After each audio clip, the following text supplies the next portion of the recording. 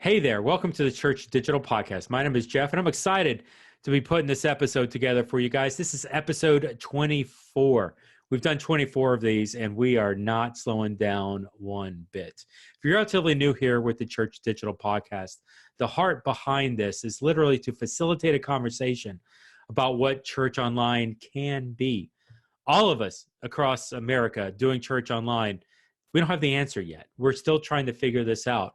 From the big churches like the Saddleback and the Elevations down to the small churches that are struggling to put together a broadcast. There's no clear answer of what church online is. And truthfully, our goal here is to facilitate a conversation, to talk to some people, to ask some questions, and create a learning environment so that all of us can learn how to do church online more effectively. And so we've got a unique episode here with episode 24. We're bringing in one of my closest friends. His name is Ken Schafer. To the podcast today. Ken and I used to work together at Christ Fellowship Miami. He was stewardship pastor at the time and was responsible for a lot of things and utilizing Dave Ramsey and Financial Peace University in that. And so we're going to be talking a lot about that. And early on in Ken's and my relationship, because I'm an online guy, I really challenged him to think more about doing some of his trainings virtually in an online space. And what's fascinating, the reason I wanted to bring Ken back to the conversation was the first time I had this conversation with him, Ken honestly looked at me and said, "That's not theologically allowed. You're wrong." And okay, maybe he didn't say the theological word, but he basically was like, "You're wrong. You're stupid." And what I love about Ken and our relationship is I just kept pestering him over and over again until he changed his mind and he started to see the advantage of doing church online. And so really, I just wanted to wrestle with that conversation here. Okay, here's a guy who used to think against doing community and trainings in online environments. And now he's more comfortable with that and even uses it more in his current work space. And I'm going to let him explore it. I don't necessarily need to unpack it in detail because I don't give away the podcast. So here you go. I've got Ken Schafer, who actually works with Dave Ramsey now. I've got Ray Diarmas, online pastor, Christ Fellowship, Miami, and myself, Jeff Reed with the Church Digital, in a conversation centered around equipping utilizing online technologies. Here you go. I got to tell you, I've been looking forward to this conversation because, man, Ken, I love you, and I really miss spending time with you and having some of these in-depth conversations like we had at Christ Fellowship. And one of the things that I love about Ken is that he's never afraid to tell me that I'm wrong. Because he's done that the majority of our relationship, telling me that I'm wrong, I'm crazy, and in context, in context of the church online stuff and the online community, that's been just an ongoing, a long conversation for someone who's been like, I'm not quite sure how that works, to somebody who has kind of spun it and taken it to a different perspective. And so when Ken and I were together and Ray was around down at Christ Fellowship Miami, Ken was doing a lot with the Dave Ramsey stuff and we really wrestled with what that looked like in context of doing it online and offering it online. And so, hey, Ken, man, just take a moment, just tell us some of that story, kind of what that looked like. Well, I had the job as stewardship pastor there at Christ Fellowship. So my basic mission was to equip people in the area of biblical financial discipline and to give them vision and tools to achieve what God wants for them in that area. And Financial Peace University was a big part of that. It's a 9-week course offered by Dave Ramsey's organization. A lot of churches use that as a building block for their stewardship and discipleship programs. And we had hundreds or maybe thousands of people go through that at Christ Fellowship. And this was when you and I started talking about, well, what does it look like to do something online? I was never really a fan. I'm probably, of all the people that you'll have on your podcast, I'm probably the least connected online. I check Facebook 3 or 4 times a year. I actually receive email summaries of Twitter accounts that I have, and I really don't engage that much digitally for a variety of reasons. But you challenged me, and your basic challenge was there's people out there you can reach online that you can't reach in person. And I took that to heart. I piloted a few different ways to do some Financial Peace University groups online, and actually had some tremendous and surprising success with that. What I found was that in a mega church environment, or really any church environment, there's physical and logistical constraints that are real. So people might want to engage, for example, in a small group discipleship environment, but simply can't. Maybe they're parents with kids, they have conflicts that are really legitimate or perceived. But the small group environment, the way you had me set it up online, actually eliminated almost all of that. Yay, me. Yo, yeah, you. Are you going to ask me what I did? Because that would be the follow-up question. Yeah. What I was about to ask, describe in detail, like how some of that worked out for folks. Well, what I realized was, and I think you go through an evolution in your life, right? Where when I wasn't married, I didn't understand the commitments that married people have, right? Then I became married. We were 10 years without children. And so I didn't understand the commitments that people with children had. Then I had children. I'm like, man, how does anybody do anything? Right? That's not Sunday morning at 9:00 for 90 minutes, because like that's about it. So what you suggested I do was actually have people watch the video content for Financial Peace ahead of time, and then we would do like a Zoom group, like the format that we're on right now, recording this. We would do the Zoom group and do just the facilitation of the questions online. It's good. Okay, that's good by itself. The secret sauce, what I realized was that the time all of a sudden becomes, the time that you hold the group becomes inconsequential, so you can be strategic. So we had ours on Wednesday night at 9:30. And as I was talking about this with people, what I finally came to realize, like, you're not competing with anything Wednesday night at 9:30. Like, your kids are in bed, soccer practice is done. The only thing you're competing, whatever you recorded to watch on TV later, that's the only thing. It's like, are you going to hit play on Game of Thrones, which you shouldn't be watching anyway? Or are you going to engage in a discussion, a discipleship discussion to help you grow your life? So we had the last group I was responsible for. We had, I think we had 6 or 7 families, and it looked kind of like the Brady Bunch on the little Zoom screen. You go to that gallery view and you can see everybody. But I had a stewardess who was part of this group. Cool. Who one time actually joined the discussion, leaving. I saw her on the jetway of a plane as she was leaving, joining the discussion with her headphones in. I don't even know what city she was in. I had a guy who worked at the Miami International Airport, never met him in person, had a friend of a friend somewhere in Naples, Florida, join our Miami group. So we found that by changing up the time, and then we also had families that had kids in bed, that same scenario I described. So we found that by time, not only can you time shift your programs, you can time shift your discipleship environments, and it worked great. That's good. So how did this work out as far as making folks feel like they were not just connected with it, but really engaging in the content? Because I know I've led FPU multiple times, Ken, and you've helped me out a ton with that.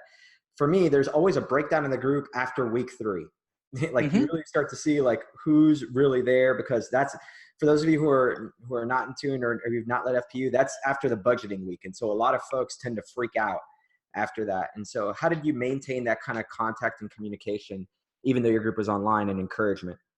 Well, so that's where something happened that I really did not expect, because the most common question, in a full disclosure, I actually work for Dave Ramsey now. I was part of his organization. So I work at the Financial Peace University all the time in churches all across the United States. Although this podcast is not an official, I'm not the spokesman for that organization. This is more about kind of our experience at the church. Sure. What most churches will ask me, they will assume that because it's a Zoom environment that the personal engagement will be lower. That was my assumption coming in, and I was actually wrong. And I don't know that this would always be the case, but I found when you've got that gallery view, when you've got 6 or 9 families and they're all in a little box, it's even better than sitting in a circle. And the reason is because you actually are looking at everyone all the time. So everyone has to participate. That's good. Nobody gets a pass. And in my work now, I do a lot of work on Zoom. And so I'm talking to you gentlemen right now on an iPad, you're about 18 inches away. It's actually much more intimate in many ways than an in-person meeting. So the group calls itself out. I found the level of engagement and accountability in the last virtual group I led to be higher than that in many of the physical groups that I've led. How so? I think that that basic conversation. I mean, we stayed in touch by text throughout the week. Guys would text me if they couldn't come or whatever. But I think in a circle, Mm-hmm. one or two people are always going to dominate the conversation. In a panel, when I'm looking at when I have the gallery view and it's the Brady Bunch, it's much easier. The visual cues make it much easier to know who's not participating and to call that person out. Hmm. In addition to which, you're just closer. You're looking at everyone all the time. I can't do that in a circle. I can do it one-on-one or one-on-two, but in a group of 10 families in a circle, I can't do it. How did it work out in terms of, or did it work out? Because you said the accountability ramped up. Was it just you to the group members, or was it them to each other as well? Like, how did that happen? Them to each other, I couldn't really speak to. I think if that happens, it probably happens more digitally because they largely had no context. They didn't know each other. Mm-hmm. And I would say this is a little bit different. Financial peace by its nature has a beginning and an end. I talk about it often being it's a Ephesians 4 kind of equipping. The beginning and an end, my goal is in that course is to teach you some specific principles, habits, behaviors, and then you're going to learn them. And then the course is done at the end of 9 weeks. And that frustrates the snot out of small group pastors and church environments. They say, is it a small group? Is it not a small group? Do we count it? Do we not count it? And you guys are laughing because we've all been in that environment. The reality is people get helped. On an ongoing basis, I think if we were going to do community, we would probably do it a little bit differently. I have a friend who just led a financial peace group virtually, like what I just described. And he actually had a group text going with all the folks in the group. And he found that to be quite good. And they stayed engaged throughout the duration. You're always going to have folks drop out of things. What I found with doing the virtual group the way we did it, it gives people an easier way to come online. Mm-hmm. So thinking about the environment that we had at Christ Fellowship, or any church, not just that's the one that three of us share in common, you have some folks that are attenders and really the other folks that make it happen. Well, the folks that make things happen, like their schedule's pretty well tapped out. They're Mm-hmm. coming for they're serving in a service on the weekend, maybe two. They're participating. They're in a small group, maybe a men's group as well. And on top of that, you're saying, hey, look, I want you to engage in this content that's going to change your life. All I need is you to pause something else for 9 weeks. Well, they don't want to stop something else. Right. But at 9:30 at night, they can engage for 30 extra minutes, as long as they can do it from their home. I mean, coming to a small group is hard. Right. You've got to drive across town. You've got to worry about your kids. You've got to dive into the thing. And I'm not saying there's not a place. I have a small group meeting right now in my house in Franklin, Tennessee, and I love these folks. But there are seasons of being able to do that, and there can be more efficient ways to equip people. Here's a quick trivia question for you. You ready? Go. And you guys are Florida guys. So if you tour the Thomas Edison home on the west coast of Florida, one time when I toured, they said what his favorite invention was. And his favorite invention was not what you'd think. It was the phonograph. And the reason was not what you think. When that was invented in the 19th century, Thomas Edison thought about that device as being the democratization of education. That people would have access to education inexpensively and at distance. And it's taken more than 140 years, but kind of in our modern world with online education, even in the church with online discipleship, with some of those ideas, those barriers become blurred, and his vision for that's finally becoming a little bit more of a reality.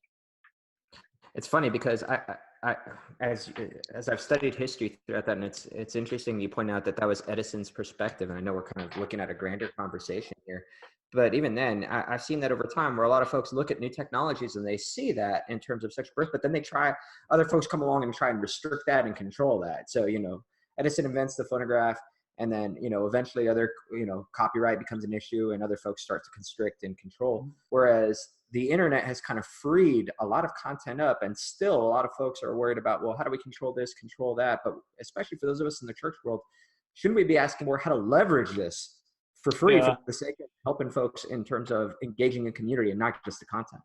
Yeah, how do we release it? I mean, depending on how far back you go in history, movable type was considered the death of education. The idea that the masses could have books was going to be an issue and a problem. So I'm all about equipping people, and I'm about removing their excuses to be equipped. I want to meet people where they are. I mean, there's the performance-oriented part of me. I just want to say, sacrifice, suck it up, and let's get it done.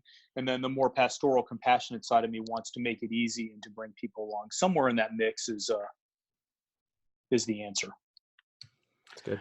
Let me shift gears on something, because we're talking about the easeability of education in this. What about in context of online, the anonymity, the safeness, the separation, in context of what you're doing with FPU? I can be in an online group. I'm not in the physically same space. And so because I'm not like breathing the same air, there's oftentimes with online small groups, in my experience, there's a safeness where people are more open to conversations. They're more transparent because there's not this embarrassment of, I'm in the same space. They can see me blushing and turning red. They're seeing my pixels turn red, but not necessarily that. And so for me, like in online, just in my personal life, an online small group tends to be more transparent than the physical, because to me, the camera gives the separation that allows more intimacy. I'm just wondering, kind of, both of you guys, what your experiences have been in something like that. I'll let you go, Ray, because I talked a lot. Yeah, no, it's all good, Ken, because I think, and we want to hear more from you on the situation. For me, it's really like what Kevin was talking about. It removes a lot of the excuses, and you really start to find like who's really in and who's really out in the seriousness of community. You know, and especially with discipleship, you know, so much of it, and this is hard in the local church context, because we want more groups and we want people bought into groups, but then there's folks who are always telling you, hey, I want to go deeper, I want more. And so with online discipleship, I found now you remove a lot of the excuses and you start to tell them, hey, listen, if you really want to go deeper, if you want to go more, this is the commitment. Like, you don't have to worry about like what Ken said, you don't have to worry about putting kids to worry about this, because we're removing all of those excuses. What we do want to know is, we want to know that, one, you're engaging with the content, and two, that you're ready to have real discussion with it, because we've removed a lot of the other barriers from there, which means that number three, they're left without excuses. So now we start to get to the nitty gritty, especially if they've not engaged with the first two steps.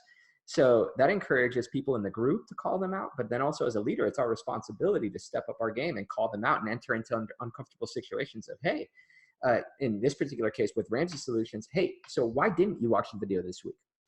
You know, we've given you an audio and a video portion of it. Why didn't you do those things?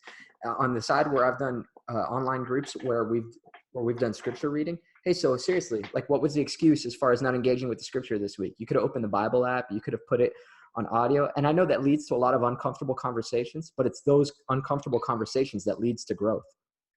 Yeah, and I would add that I think, I mean, all three of us have spent our entire lives in a variety of ministry contexts. We each have small church, large church, and medium church experience, right? Mm-hmm. What all those have in common is that when people say churches are full of hypocrites, they're largely right. I mean, I'm one. Yep. And so there's like intimacy in a church, and transparency in person is difficult. I remember I was with a group of pastors maybe 15 years ago. It was a small group kind of accountability thing. And they said, how you doing? And like 7 guys in a row said they were doing great, and just kind of painted it, you know, because nothing, I'm fine. Guys. Right. And then the 8th one, I don't remember how many there were. And it's funny, I can't even remember this guy's name, but he said, actually, he says, I'm struggling. I have no motivation, and I will never forget. He would said a couple other things. And then he said, and when I open up the Bible, it's as dry as dust. Wow. And I said, wow, I've never seen that happen before. And so like and that's hard, right? It's hard to do that. But here's what was interesting about those pastors. They weren't all in the same church. It was a group of pastors. It was kind of regional, and they were meeting together. I wonder how difficult it would be for that same man, who's the pastor, and there's nothing wrong with him. We go through those seasons, to have that conversation with his elders or with his peers. So I think there is some value in anonymity, isn't right, but maybe distance. And so I've known financial peace groups, just because that's my current context, where they happen with guys from multiple time zones. I mean, so it's a lot easier to talk about what might be right or wrong with my money or my spiritual walk with people I'm never likely to meet. Right. I can see tremendous power in that. I don't know if you guys if you've ever been to to an AA or an NA meeting or anything like that, the name is Alcoholics what? Anonymous. Anonymous, right? Right. Same kind of deal. We're gonna level set something so we all can recognize that we're struggling. So to me, it's the right tools, the right place. There's people for whom an online group or any kind of environment like that would never work. Right. And there's people for whom it's always the next best step. And that's what's interesting about Financial Peace University, right? I remember when Lauren and I first launched our first FPU group, we actually had a visitor come to small group that night with his wife. And so like it was their first time ever to our group, and they weren't even coming for an FPU group. They were just coming because, hey, we were a small group and we just happened to be starting FPU that day.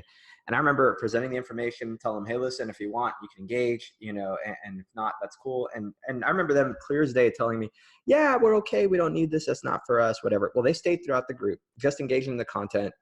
And then after the fact, about 2 months down the road, they themselves were asking if they can host an FPU group at their house. And really what it took time for them to get in that kind of community where they felt comfortable enough to reveal their finances and all that, because they weren't going to be open with that from the get-go. They weren't just going to let us into their world like that from the first meeting. But after a while, the walls started to come down and they felt more ready to engage in community from then on. Yeah, and that happens independent of content, right? So if you think about, I mean, in like men's discipleship content, a group of guys, they're not going to get together and share that they're struggling until maybe the second or third time through that group. Right. And that is just a reality of who we are and where we are in our culture. I don't think that struggle's anything new. So one of Satan's best tactics is to let us think that we're divided and alone, and when in fact we're all struggling. That's true. How did you advise leaders to get beyond just kind of the face answers? Because I imagine a lot of folks, just like you're talking about, come with, hey, I'm fine at group. A lot of folks are coming with their budget and it's a total lie, I've never seen that. I don't know what you're talking about. I mean, that strategy doesn't change whether it's virtual or in person, right? You're only going to get out of something what you put into it. And if you're distorting your mirror, if you've got a funhouse mirror instead of one that's showing you a real picture, like you're never going to make progress. So, I mean, and that's independent of financial discussions. That's a conversation I'll have with everybody. Like, who you are right now is the sum total of decisions you've made and what you've been reading and kind of your actions. So if you like it, let's keep doing that. And if you don't like it, let's change. Yeah. How do you help folks balance out when they're leading a group? So, hey, I got two types of people in my group. I've got one guy who's got a lot of money and he's a lot in debt. And I got another guy with a little bit of money and he's a lot in debt for him too. Just balancing out those two. Because especially when you're doing online, like you get a variety of characters, some folks who are business folks on the go and they think that they've got everything under control with leverage and debt. And then others who are just struggling, are like, hey, look, I'm just getting by with free public internet. And when I go to the library. Yeah. Yeah. I don't know. And I guess I haven't had that in an online environment. To me, that's really a pastoring question. I want to pastor both of those guys. Right. Mm-hmm. So I want to ask them. I have a set of stock questions I ask people about any situation, financial, otherwise. One of them is, what's the biblical principle that applies to your situation right now? And most of the time people know it. Right. And so then the question is, okay, well, what do we need to do related to that biblical principle? Mm-hmm. Let me ask this, because with your relationship with Ramsey, you're working with churches across the country. You're having these conversations about doing FPU, you either physically and even virtually in some situations. Average response when you talk about FPU virtually, churches, that's awesome, that's crazy. What is virtual? Like what's the response? What's the temperature out there? Yeah, I would say the average response is open. Really? And I think, Jeff, I learned that from you. And so and here's what I mean by that. That's the challenge to move content online is something I would probably not have considered, but for our friendship and what you were trying to help me accomplish. So when I talk to churches about that, I always talk about a both and. I say, we're going to help you plan something for, all your people to go through Financial Peace University. And then I will ask the question, what about your online strategy? And then if they have an online pastor, and you and I know some of those guys in common, they bring that person into the conversation. And if they don't, I'll say, well, what do you do online? How do you engage? And then I tell them exactly what I told you, which is, look, if we do it this way, you have an opportunity to pick up people that you won't otherwise get. Mm-hmm. And they say, tell me more about that. And I tell them the same thing, and I throw in the Game of Thrones, and they always drop eye contact. I'll say, Wednesday night, I guess Game of Thrones is off now. I've never watched it. So sure. You need another analogy. Game of Thrones. They're doing a prequel. Big Little Lies. Big Little Lies. You're good. Big Little Lies. Okay, whatever it is. Sorry. Quick side note. We had a coworker one time ask me if I'd seen Stranger Things, and my answer was, then what? Just because Ken, you would love it.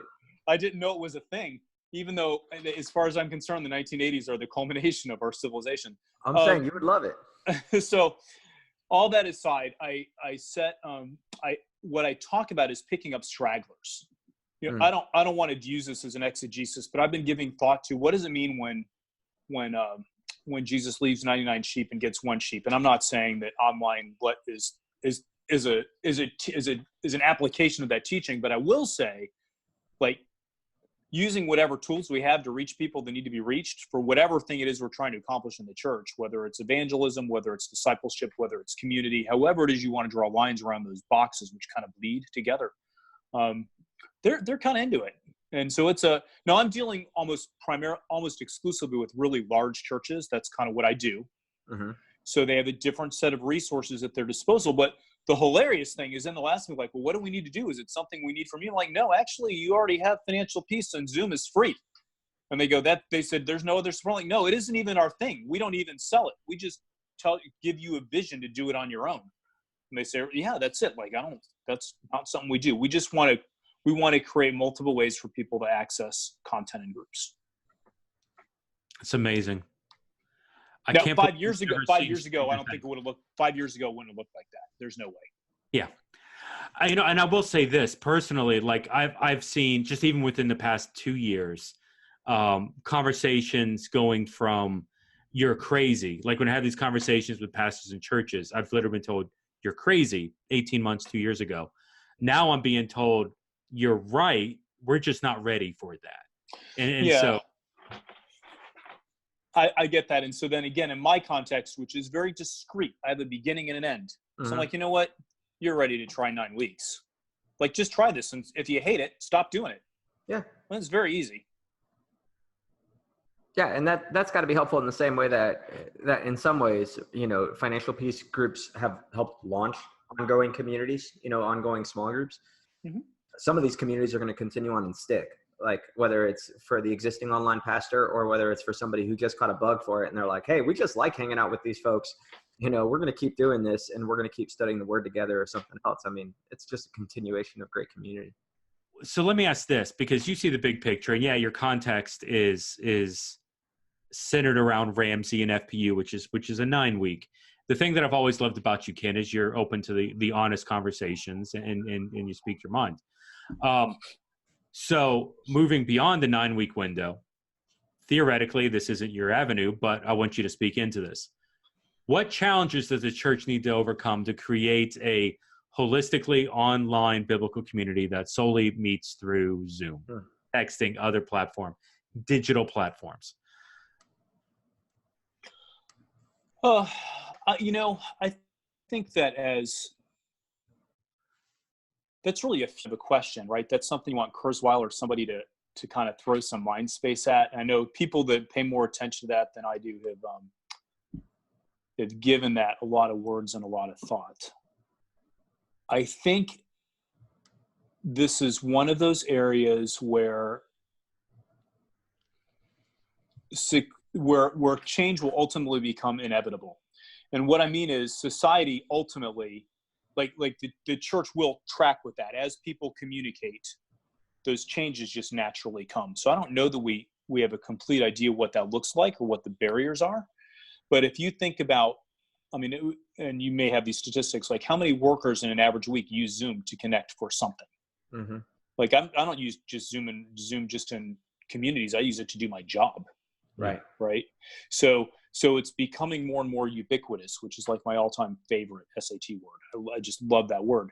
So those barriers, as the barriers come down, it just becomes that much more acceptable and common. So I think maybe the answer is, as community, not church community, but just as community becomes increasingly digital and legitimate community. I don't mean Instagram influencer tribe, Facebook happy pseudo stuff. As people legitimately connect this way, it'll happen more and more. And there's folks that are always going to be on the front end of that, like you two, that'll want to make that happen more quickly.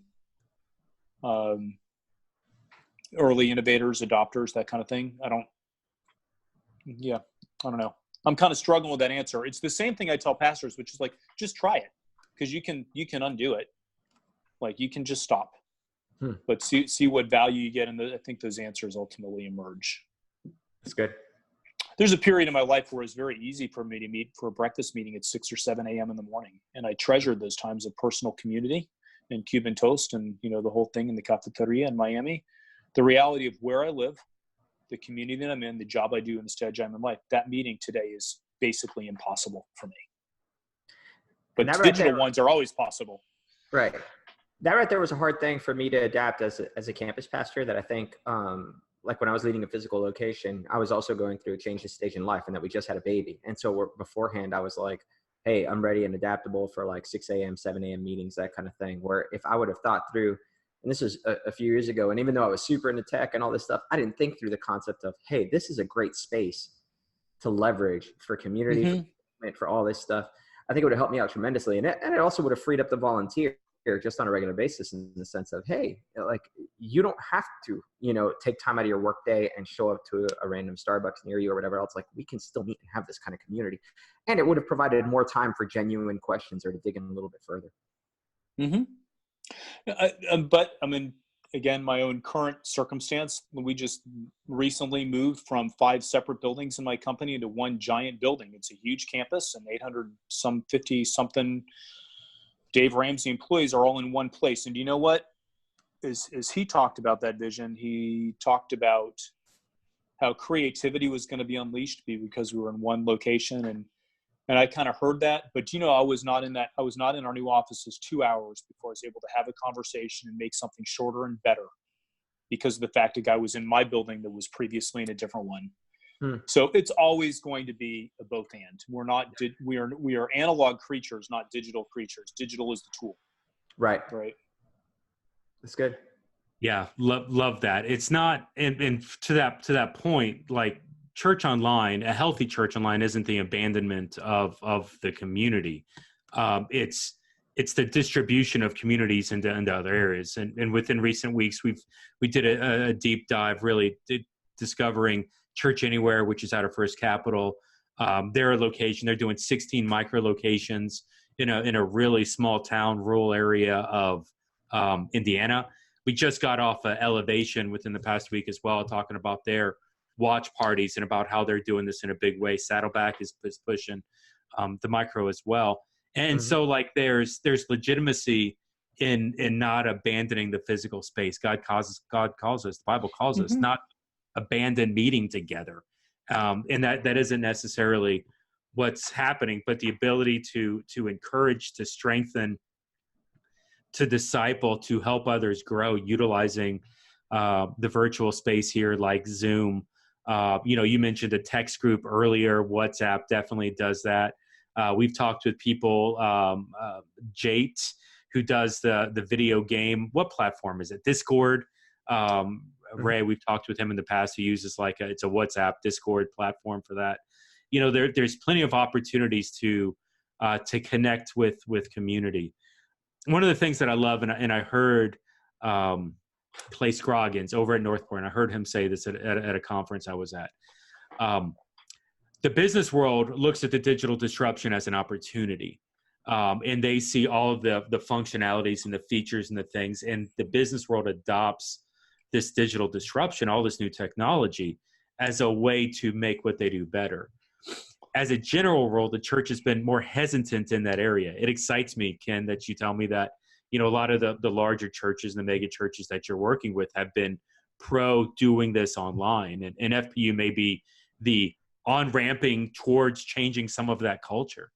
That aside, though, it's been very difficult in recent years. Churches may be starting to shift and get more on board and maybe asking why or how and that. But even still, like I had a conversation yesterday with the church that was actually going south. Like they were wanting to shut down their online campus because it restricted and it was taking away so much from the physical space, which to me, that's the worst thing you could ever do. But hey, hey, let's stop the thing that's working. It's, sorry. I mean, I'm not ostrich head in sand kind of came to mind. I kind of joked with the guy, but unfortunately some of that mentality is still out there. And so, man, thanks for using your platform with Dave Ramsey to try to bring some awareness to that. And even if it's just for a 9-week trial period going through FBU, man, thanks for helping churches adopt that and start to realize the potential for education for a community in context of using online. Yeah, well, I'm all about discipling people and equipping them however it is that we need to do that, right? Whatever the tool is. So sometimes that'll be in person. Back in the day, it might have been a conference call. I've been a part of email listservs and chains going back. I mean, that'll bring you way back, right? Right. That's an early 90s thing. And so the tools change. What our mission doesn't. And so we want to engage in it where we are. Awesome. Well, hey, it's been a great podcast. Ray, closing thoughts before we land the plane here? No, I'm grateful for what Ken has done and how you're encouraging churches to continue to use digital platforms just to try it out, to test it out, which is really what all this has been about. For those of you who've been listening for a while, you know that none of us have this down. We're all testing things. And so I want to encourage you, even if you don't do online groups, Financial Peace University is a great place to start. It's a great structure. And if you've never done FPU, it's changed my life. It'll change yours. Wow, awesome. That was a good plug. Absolutely. I'll take that. Hey, Ken, you know it, Ken. Ken, anything on your side? Anything to land the plane? But here's I'll finish where I started, which is I'm probably the least digitally engaged person and I still believe that there's room for guys like me to access content in a digital or an online environment, and I've helped people change their lives this way. And when I do that, my life has changed. So there's Paul talked about being all things to all people, so it all means he might win some. Mm-hmm. Again, we're not going to draw a theology of online church from a couple of random verses, but I think there's something to that idea. Before I say no to something, I always want to say, what if it worked? That's good. Amen. So since you're not socially accessible because you don't even know how to spell Twitter, if somebody wanted to reach out to you, what's a good way or to get in touch with Ramsey's? Smoke signal. Yeah, smoke signals are good. Well, it's a pretty good question.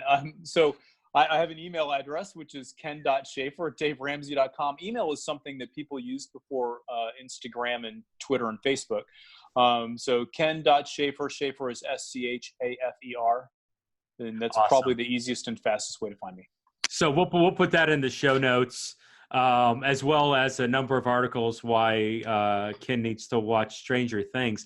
If there's anyone on this planet, Ken, that needs to watch Stranger Things, sir, it is you. Well, maybe I'll check it out. I felt pretty good earlier this year when I finally watched my first episode of The Big Bang Theory about 2 months before it went off the air.